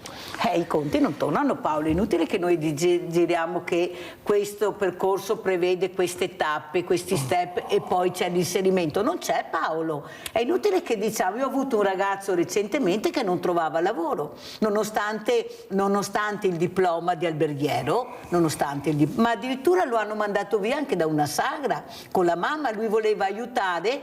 Capisci che culturalmente non siamo preparati, perché si ha ancora paura di inserire questa persona perché gli trovi delle cose che non esistono. Non saprà lavorare, non saprà muoversi, devo stare attento a lui invece che devo andare avanti col lavoro. Cioè, culturalmente dobbiamo crescere o no, Paolo? Sì, culturalmente dobbiamo crescere passi da gigante. Quello che stiamo facendo adesso è muovere le prime briciole in un deserto, no? Però da briciola nasce briciola. Io parto sempre con la fiducia del volontariato, no? Che il volontariato porta sempre sulle spalle la fiducia. La fiducia è che comunque oggi è meglio di ieri e domani dovrà essere meglio di ieri e di oggi. Solo così riusciremo a portare con calma la comunità ad essere aperta, ad essere ricettiva, e tutti gli appuntamenti, vedi il bar che abbiamo realizzato a Paderno, vedi il bar che ha realizzato adesso a Montebelluna, sono punti per invitare la gente ad avvicinarsi. Dobbiamo fare così. D'estate ci sarà la possibilità anche a Montebelluna di poter mettere i tavolini fuori, ma in area protetta, perché le mamme possono venire con i loro bambini, perché ci sia la comunione tra tutti, la comunità vera, quello che una volta erano le vecchie famiglie patriarcali dove stavano tutti nel cortile, tutti quanti assieme. Esatto.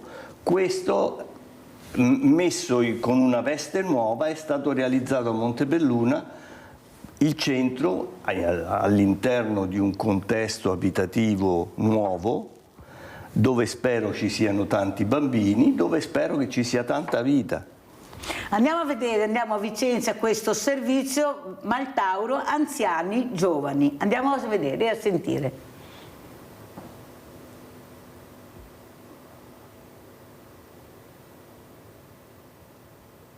Veneto con vista sul futuro. L'età media è in crescita e se le province di Rovigo e Belluno sono le più vecchie, Vicenza con un'età media di 46,2 anni è tra le province più giovani con Verona e Treviso. Servono dunque politiche ad hoc, non solo per i più giovani ma anche per i più anziani, con esigenze che richiedono risposte differenti. Su questo fronte Jacopo Maltauro di Forza Italia lancia 2 proposte. Sono 200.000 gli over 65 in provincia di Vicenza, circa 185 anziani ogni 100 giovani. La fotografia è molto chiara e su questo dobbiamo prendersi cura dei nostri anziani lanciando una proposta precisa. Non possiamo costruire case di riposo ex novo che costano milioni di euro, dobbiamo investire sull'assistenza domiciliare. Quindi la Regione deve farsi carico della formazione gratuita per i nostri OS, per chi intraprende la professione che porta ad assistere da un punto di vista domiciliare i nostri anziani, e possa essere una formazione garantita dalla nostra Regione. Ma per sostenere questi costi dobbiamo far sì che i giovani non scappino da questo territorio,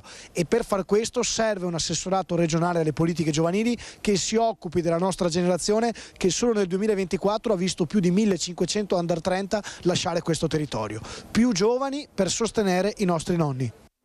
Allora, come commentiamo, Paolo, questo servizio molto importante, perché dobbiamo anche programmare, pianificare anche il futuro, non è che queste persone hanno chissà cosa e chissà quanto tempo, dobbiamo cercare di, io dico sempre, di farli atterrare dolcemente, o sbaglio, Paolo?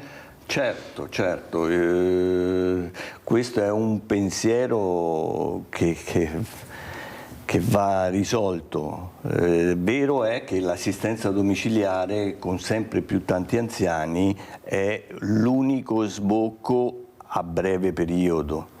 Questo non significa cancellare le case di riposo, per carità, perché ahimè... no, poi perché funzionano, cioè non bisogna sparare sul mucchio. Non si spara sul mucchio, però incentivare la possibilità di raggiungere in qualche modo gli anziani a casa da soli è un altro dei pensieri a cui stiamo pensando, per vedere di fare una sorta di telefono amico. Ma non è che abbiamo già tutto, basta solo fare squadra, nel senso, cosa ha bisogno questa persona? Allora io do l'ascolto, io do la borsa, tu lo porti a fare le visite, cioè perché noi non è che ci manca qualcosa, il problema è che non facciamo squadra, Paolo, e queste persone non ci conoscono. Esatto, ci manca chi fa la regia, appunto. La regia del tutto. E perché non farla fare a disabili? Esatto, bravissimo. No?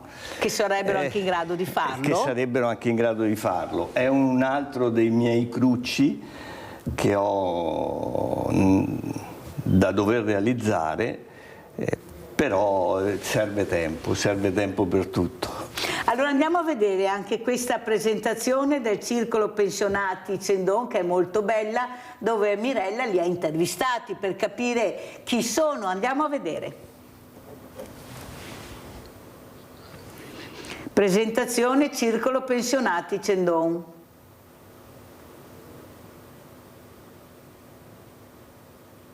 Adesso dovrebbe partire il servizio, perché dobbiamo iniziare a capire, insomma, chi abbiamo. No, c'era anche il servizio, centro anziani, Cendon, vabbè, non importa. Allora Paolo, visto che non abbiamo il servizio questa mattina, quello che volevo capire è che bisogna attenzionare, non c'è niente da fare. Io direi anche che sarebbe utile cercare di unire le forze, i diversamente agili, come li chiamo io, con i diversamente giovani. Invece facciamo sempre tutto diviso, noi dividiamo uomini da una parte, donne da un'altra, bambini da una parte, bambini... Cioè dobbiamo iniziare a parlare di persone che possono lavorare, stare assieme, aiutarsi. Prego Paolo.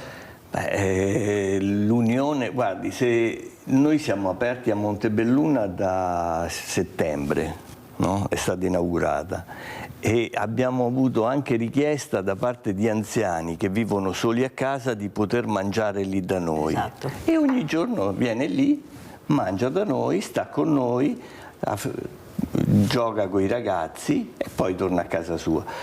Ma tornano a casa con un altro spirito. Tornano a casa con un altro spirito, si vedono più gratificati, trovano quelle, chiamiamole coccole, che magari non hanno la fortuna di avere nipotini attorno, che sono tutti appuntamenti da dover trovare, finalizzare e rendere realizzabili.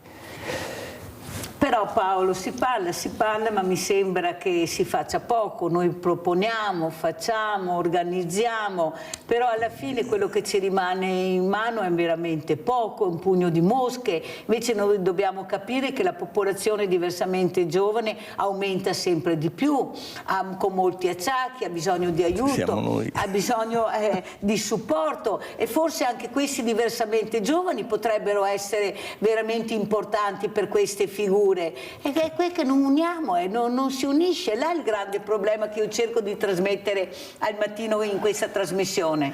Ma vediamo, io ci credo. Anch'io. Io credo che creando le occasioni, cioè il centro di Montebelluna è nato come centro aperto. Ho visto. Proprio per dire: adesso abbiamo aperto il bar, ci stanno chiedendo di fornire anche il pane, ci stanno chiedendo di fare l'orto. Noi cerchiamo di rispondere a tutte le esigenze che il territorio ci chiede, proprio per essere aperti, per creare una goccia di nuova mentalità dove la comunità è univoca. Vedi Paolo, io ho avuto anche il presidente del Palio di Montebelluna, dove ho detto che il prossimo anno sarebbe bello che all'apertura del Palio fosse fatta dai diversamente agili. E lui mi ha detto: ma che bella cosa, una bella idea, sì, ci penso e lo facciamo. Tenga conto che tieni conto che con il presidente del Palio abbiamo collaborato insieme anche nell'inaugurazione del centro. Proprio è stato il Palio proprio con i diversamente giovani. Noi andiamo a preparare le tavole. Però loro di apertura, e lui mi ha detto che lo farà quest'anno, lo devo anche sentire chiamare, perciò ti dirò, chiamerò anche te, perché sarebbe molto bello finalmente vedere l'apertura del Palio con queste meravigliose creature che sono sempre di un'allegria incredibile, che se anche non ti conoscono ti baciano, ti abbracciano, ti rendono felice, riesci a staccare la spina solo quando ti vengono incontro, perché il loro mondo non c'è niente da fare, loro sono così. Senti Paolo, però per fare questo bisogna unire le forze. Ecco, io ti prego di far capire che non dobbiamo solo andare a Montebelluna per unire le forze, come hai detto tu, nell'Asolano, dove c'è una mentalità forse anche diversa, ecco, nell'accoglienza, nell'aiutare, perché dove siamo in tanti dobbiamo aiutarci tra di noi, però bisogna che facciamo squadra, perché ognuno sa fare le proprie cose, perché qui ormai tutti facciamo tutto e alla fine poi ci ritroviamo come ci ritroviamo. Invece se anche noi facciamo un passo indietro e riusciamo a capire chi siamo e cosa facciamo e come possiamo aiutare, forse riusciremo, forse anche che la politica ci ascolti, perché sai, in politica divide e impera. O sbaglio? Prego Paolo. Noi ci siamo, siamo sempre disponibili al dialogo con tutte le cooperative per rispondere alle esigenze che ha il territorio. Nell'Asolano siamo riusciti in più progettualità, c'è anche con un progetto fatto con Castelmonte e Chiricù, siamo andati a fare e farcela. Creiamo posti di lavoro andando a lavorare per i comuni nella digitalizzazione di tutti i documenti, quindi che è il progetto Trill Building si chiama, e è partito già a Treviso, è partito a Castelfranco, sta partendo a Conegliano. A Treviso dove? Perché io non so niente di questa cosa. A Treviso in comune. Ah, il comune di Treviso, perfetto. Tu lo sai, io non lo so, va benissimo sta storia, mi fa piacere che l'hai detto. No, perché è importante capire come funziona, capite? C'è chi lo sa e chi non lo sa e non lo saprà mai, però è così che funziona, perché è così perché per questo motivo andiamo molto male, questo lo dico io, perché è la pura verità. Io non devo essere simpatica o antipatica, loro devono guardare quello che fai, cosa metti nel piatto, cosa produci con la squadra che hai, invece di guardare altre cose che non interessano a nessuno, ma questo è il mondo di certe politici o politicanti, come vogliamo chiamarli. Come ci saluti, Paolo? Vi saluto con un invito, venite a Montebelluna, noi siamo lì aperti tutti i giorni dal lunedì al sabato e vi accoglieremo alla nostra maniera, come sappiamo fare noi. I ragazzi sono lì, vi accoglieranno con un sorriso, vi accoglieranno in maniera gentile, facendovi vedere tutti i loro prodotti, tutto quello che fanno e magari portandovi anche a fare un giro nel loro nuovo centro. Con queste belle parole ringraziamo veramente tantissimo Paolo Bellò, che ha portato in evidenza anche l'importanza della squadra, di essere uniti, di dare veramente voci a queste persone. Se mi permette, io velocissimo ringrazierei dal direttore ai coordinatori, al personale, bravo, a tutti i ragazzi, a tutta la mia squadra, perché se sono il presidente di Vita e Lavoro rendono orgoglioso me di esserlo. Mi sembra che più di così non poteva dire. Grazie Paolo, complimenti ancora a Paolo Bellò e a tutta questa meravigliosa squadra. Adesso andiamo a vedere l'assegno di Mirella, il vostro assegno, lo daremo a Lorenzo. Ciao, ci vediamo. Ciao grande famiglia dei Veneti Schiacciati, oggi siamo a Fisso d'Artico. Qui siamo su una casa fatiscente, non c'è riscaldamento, c'è un caos totale. Ma come si può vivere così, Lorenzo? Non si può vivere così per necessità, purtroppo. Cioè, questa non è abitabile secondo me, questa casa. Infatti è allo stato prossimamente. Cioè, se voi vedeste cosa vuol dire essere qua dentro, è una cosa che non so se le telecamere riusciranno a farvi vedere. È una cosa incredibile, queste non sono abitazioni, non si possono neanche chiamare tuguri, cioè qui non si può dare l'abitabilità su questi posti qua, non si può abitare in questi posti, no, non si può, ecco, non si può. Allora raccontami un po' di Liliana, che noi interessa Liliana. Allora Liliana è in ospedale, la salutiamo tantissimo, la abbracciamo e purtroppo tu sei in queste condizioni, sì. Ecco, lavori? In cerca di un posto di lavoro, qualsiasi lavoro sia. Che tu qua non hai luce, non hai niente? No, la luce fortunatamente la luce ce l'ho, mi manca il discorso del gas e del riscaldamento. Mi lavo, sono così. Sto passando al freddo del cielo. Allora Lorenzo, questo è l'assegno della grande famiglia di Veneti Schiacciati. Tu sai che questo assegno è monitorato, perciò tu dovrai spiegare tutte le spese che sosterrai, perché questo serve a te e a Liliana per combattere questa crisi che sta attraversando un po' tante persone. E mi raccomando, cos'è che vuoi dire, Lorenzo? Un grosso grazie a te Mirella, che sei una grande.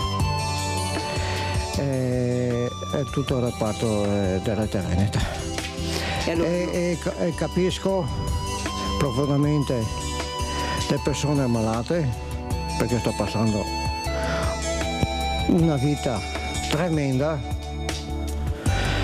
di quelle che andando su e giù per gli ospedali si capiscono di più le problematiche delle malattie, delle problematiche delle persone. Comunque tu l'assisti durante la notte. Sì. No, è bravo su questo. Noi ti abbiamo dato anche la possibilità di andare a trovare Liliana, perché per andare a trovare lei è ricoverata a Padova, perciò servono anche soldi per spostarsi. Allora noi vi salutiamo, ringraziamo tanto la grande famiglia di Veneti Schiacciati e cosa dire, un bocca al lupo a questa povera gente qua. Grazie. Ciao.